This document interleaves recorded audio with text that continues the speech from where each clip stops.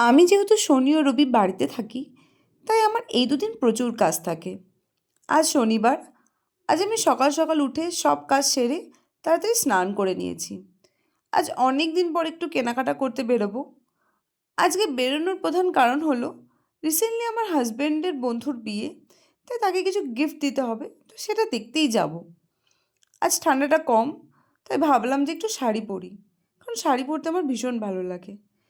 আমি সবসময় শাড়ির কুচি আমার বরকে দিয়েই ধরাই, কারণ ও এই বিষয়ে এক্সপার্ট। এরপর আমি একটু সাজুগুজু করে নিলাম। আর আমার সাজ মানেই হলো একটা ছোট্ট টিপ আর লিপস্টিক, কারণ লিপস্টিক পরতে আমি ভীষণ ভালোবাসি। সাজতে সাজতে বর আমাকে একটু খাইয়ে দিচ্ছিল, কারণ আমি অলরেডি লেট হয়ে গিয়েছি। এরপর রেডি হয়ে আমরা চলে গেলাম হচ্ছে সোনার দোকানে। পরের ভিডিওতে দেখাবো আমি কি বানাতে দিয়েছি।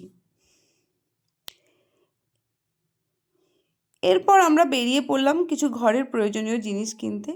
এই যে দেখতে পাচ্ছ, বরমশাই বোতল হাতে ঘুরে বেড়াচ্ছে। এই বোতলগুলোর সাথে আরও কিছু জিনিস আমি কিনেছি, যেমন ধরো হচ্ছে এই ছোট্ট মিক্সি বাটিটা, কয়েকটা পাপোশ, আর শ্রীহরি থেকে বরের জন্য একটা ব্রেসলেট মতো কিনেছি, যে ওই সবসময় পরবে বলে।